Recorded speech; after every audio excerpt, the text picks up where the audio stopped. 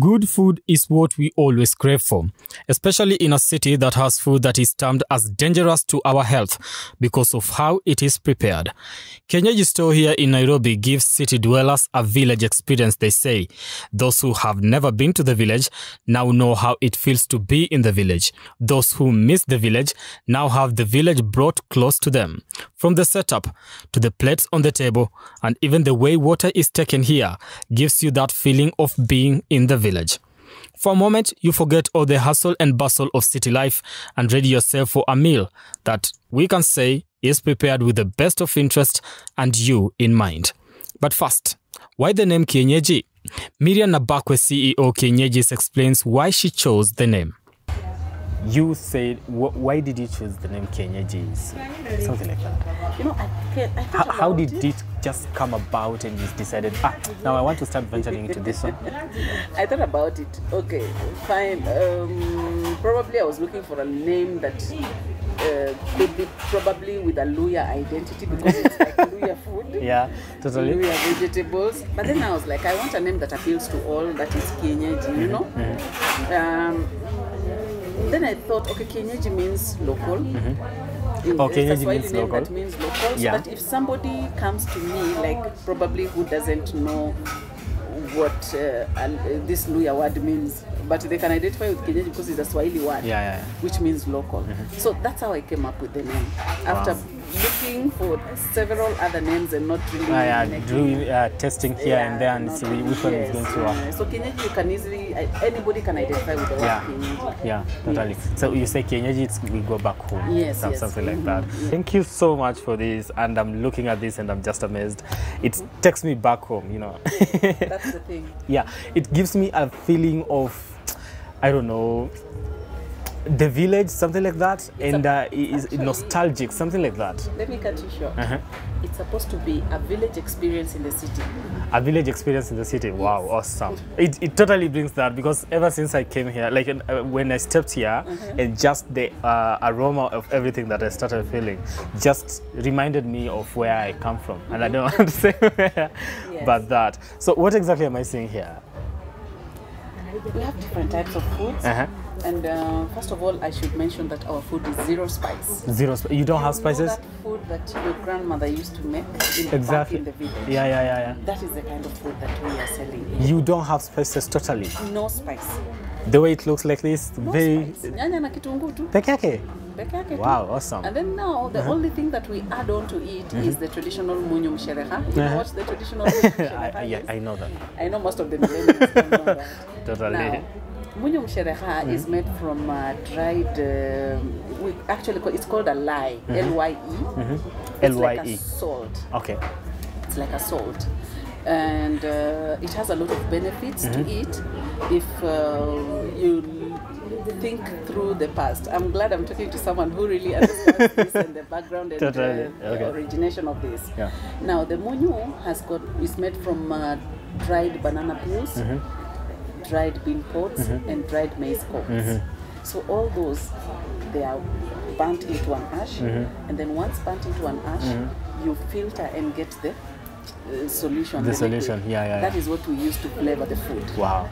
Okay, that's awesome, because I remember growing up back in the village, I used to see that happen. And most of the time here in the city, when somebody is from the village, at times they send them with that. So that, just go use that. Usitumie magadi, usitumie kitu fulani. So you use that in everything that you cook here? In most of the foods. So that is what gives it that authentic traditional cooking taste. So it's also responsible for the aroma that we get, right? Yes, exactly. Wow, that is awesome. Yes. So what is is it just for the benefit of probably giving it a traditional taste, or is there something else that it adds to the food? Of course, it has a lot of health benefits. And then look at it this way. You remember our grandparents, they lived long, free from lifestyle diseases. Why? Because all the foods they ate, all the meats they ate, they were actually using that traditional munyu. Oh. You see, even in constipation, you're constipated and you have a lot of gas. You just take a little and stabilizes the gas and acidity. So those are the health benefits of traditional munyu. So, and that is why I decided to come up with this and also initiate this in all the foods that I'm cooking, because that is exactly the same food that I'll eat when I go back to the village. Okay. Yes. Totally. So you just decided Kienyeji in the city, Kienyeji in the village. Yes. So when people want to come here, they just get a feeling of that village experience, yes. which is totally okay, and it actually serves its purpose, because, like I explained earlier, stepped here and jack. That's exactly what I got. This, I used to see my grandmother, or rather, my grandmother. She used to do this. What does it have? So, how does this come about? Now, first of all, I should tell you something about our ugali. Yeah. Our ugali is that one from the Kienyeji. It's not jogo? No, it's not packaged. Wow. It's not processed flour. It's the original flour that you can eat in the village. That it has come straight from the flour mill to the house for making your ugali. Totally Kienyeji. Yes, totally Kienyeji. Like the name. Yes. Now, this is brown flour, which we do a mix of millet, sorghum, and a little cassava. Okay. In different proportions, but it is dominant with millet. Okay. That's why it looks like this. All right. So the benefits of it, why is it so important to have this one? This one is a very strong meal for strong people and very healthy. As you know, the benefits of eating all this, like it stays long also in the system. Oh. I mean, you can eat and stay for a very long time feeling full. And if you look way back, like most of the times when these meals were eaten, it used to be like this brown ugali was always very special. Yeah. It was only done mostly, let's say, when a bride is getting married. It's during special occasions, things like that. Yeah. Or just eaten meant for special specific. And then we had people who had like the diabetes. Yeah. Those who had like medical conditions, like specifically meant for that. Eating the brown ugali because of the many health benefits. I think also because of it's also gluten free, I think, and it's also like it's a healthy option considered to this one, despite the fact that this one also is high in roughage. I don't know if you can look closely. You can see. Yeah. I do. You can see the grain, and it's high in roughage and also very filling. So this brown ugali is like something very special. Inaitwa ugali ya heshima. Ugali ya heshima, totally. Yeah. Okay, now this other one that I'm seeing here, it's you said it has roughages, but so people here in the city, when we take packaged flour, we don't have this one. So what are we missing in whatever we eat nowadays? I think it's too processed. That's the difference. And you can even tell the way it is. It's so light on the stomach. I think it's not that feeling. Yeah. You know, sometimes people come and say, this ugali is very little, but now when they get to eat, they feel, hey, it's so filling. You can't one of them, unless you're really very hungry, that's when you can add another portion. So this alone is enough? Yes, this is very enough. Yeah. Yes. Wow. If you have this with a protein item and a vegetable, I think that's very I thought for somebody like me who comes from Luya land, so it will be a little bit, okay, no. We always add. By the way, we always add. We always add. Yeah. Yes. So you mentioned that you use munyu. Yes. Mshereha, that one. You said it's called lai in English, right? Yeah. Yeah. So everything here, you focus on Kienyeji. Does that apply to all the even, let me just say chicken and all that? Because we have chicken that is not, kuku ya Kienyeji Nairobi ni expensive. Very. Yeah, alafu hiyo ingine ya kawaida ni cheaper. Yes. So is that the same case here? Yeah, that's the same case. Like our chicken is like a pure road runner. We don't do improved or all these other breeds that have come up. Okay. We don't do that. Okay. Because when you go back to the village, what happens? You start chasing after chicken. You start chasing after chicken. You run after it and then you catch it. You have to. And then that's when you now slaughter and take through the processes. So the same way we ensure that we get chicken from the village, and it has to be pure Kienyeji chicken so that it can get that real taste. Now, let me tell you something that I've learned through experience. Tell me. If you try an experiment of doing the traditional monyu, like even with broiler or this other chicken that is called broiler, I don't know, the improved one, It doesn't shika. I mean, it won't come out. The taste won't be the same. Okay. So it only goes with the pure traditional, pure free range chicken. Okay. So if you're using munyu, you have to use it with traditional stuff. You don't have to go to GMO. It doesn't work. It just doesn't. So totally healthy food here. Hey, so awesome. What am I seeing here? This is the cow leg.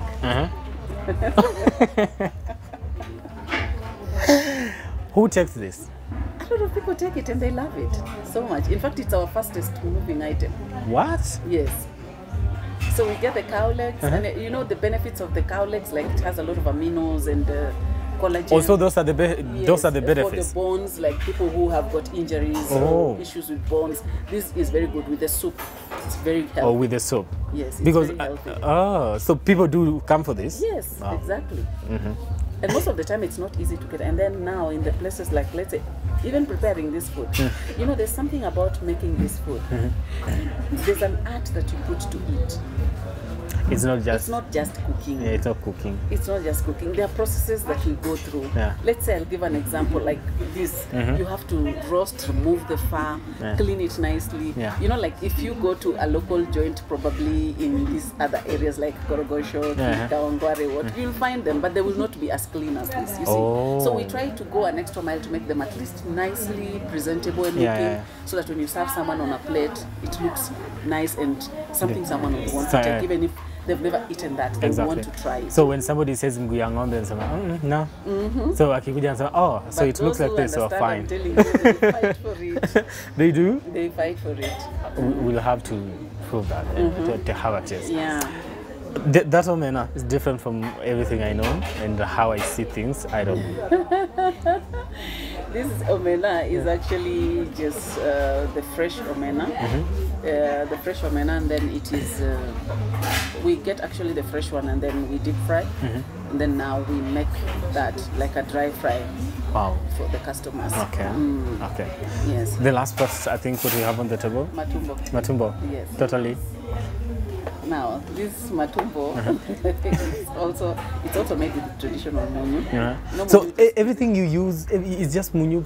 Munyu has to be. Munyu is our flavor. I mean, when you talk so about that is the secret of Kienyeji. Munyu has to be there.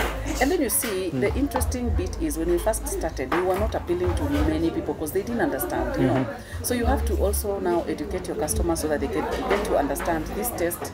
The munyu is what brings out that taste. And when you're doing now the authentic traditional cooking, munyu cannot be out of the picture. And you know, this is Luya cuisine. Totally.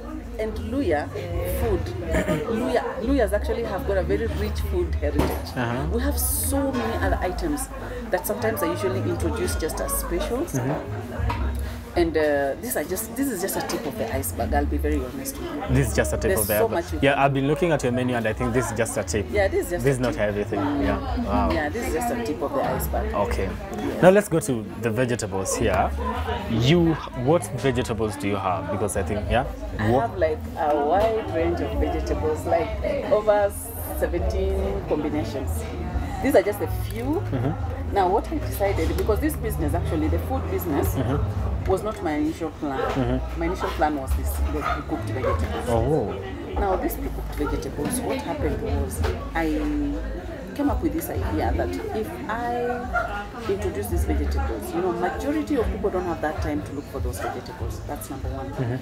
Even getting the right ones, you're not sure. Yeah, totally. You're not sure. Continue before I interrupt. You're not sure where they're coming from. That's number one. Number two, they've got a special way in which they are made. Not everybody knows how to make them that way. You get it? But they desire to eat these vegetables. Number three, people are busy. They don't have that time to pluck vegetables, wash, or they have children at home, or they have a house girl who's very busy, so she does not have that time to do all that work, you see. So why not come in and bridge the gap and give that convenience? I will source for the vegetables and make sure they are legit from pure organic farms. And then pluck the vegetables for you, wash them, do the initial cooking with the traditional munyu. Munyu comes munyu. So I've done the initial cooking for you. All you do is just to buy this back, you go and fry. So this is already, it's pre-cooked? What you just, You just go and fry. That's it. You've made work easier for quite a lot of people. Yes, and people can still enjoy nutrition. I mean, healthy nutrition, foods with high nutritional value. Okay. And you know, like for the different combinations, like you know, this is the disuta, manago, in English, and we kind of break down the names and put a leaf there so that somebody can easily identify what are they eating. You see. So initially we will have people like probably from Western and Nyanza and who probably relate with these vegetables. Even some of the vegetables people from Rift Valley, but even Central have also impressed. And then I came to learn most of this, what is it called, these vegetables. What happened was that when I started, I was just doing the plain ones that I know, but you could always find someone saying, why don't you do for me a combination of this? Combination, okay. Do for me a combination of that. And through that, I was able to now compile those combinations, and they were appealing to many other customers. Okay. So those somebody tells you, I want you to mix this and that, and other customers are like, okay, so I also want the same. Exactly. Wow. And then that's how I grew my product list. Wow. Because I think I've seen a lot of people mixing. So you're like, somebody takes managu, takes terere, takes what, and they just saga and put them all together, and it is one meal. It's pretty good. Now let's talk about. People keep coming back here for food. A secret to good food? This nderema, it's like mrenda, but not exact. It's a little slimy, very soft vegetable, very rich in iron and calcium. Very good for breastfeeding mothers. You know, sometimes we recommend also for people with special needs. So when somebody comes here and says, me, I'm breastfeeding, I want something good. Yes, this is very good for milk production, for lactating mothers, even the pregnant women, especially for iron and calcium that is highly needed during pregnancy. So this is the nderema. We mix it with pumpkin leaves. It can also be mixed with mito, that vegetable called mito. So we have this combination of pumpkin leaves. Then, now the thing is, the preparation. How do you do that? This one is also just done with the traditional munyu. You see, now the thing is, we usually give like 3 different types of vegetables on daily basis for our customers, so that they can sample out the different traditional vegetables that there is. Like you've just told me nderema, you can't remember when you last. Exactly. Some people have never even tested it, but when they come here now, they have an opportunity to do what? To test it or to eat it. Secondly, this is a combination of kunde with terere. I think we have it here in the pack. You see, now this yes. Okay. So if you buy this and take it home with you, this is, if you come here and test, let's say, and say, hey, I really like this combination. And then we'll tell you, oh, we also have 1 pack that you can carry home to go and enjoy. So when you go home, you just fry it. We also have another option. Some customers say, cook for me, I just want it to be exactly like that. So they go with we cook it and we serve them. They go and eat at home like that, you see. Now, and this one... just to cut it short, you mentioned this nderema, you specify, or rather you have people that you recommend it to, some of the people that you recommend. What about this one? Kunde and... Kunde terere. Kunde is very rich in roughage. Now, I don't believe in strict diets or starving yourself. I believe in eating good. They say eat breakfast like a king, eat lunch like a queen, and eat dinner like a pauper. And I like food. I like eating. And I don't want to deprive myself of good food. My name is Brian Amwai, and this is Food Thursday.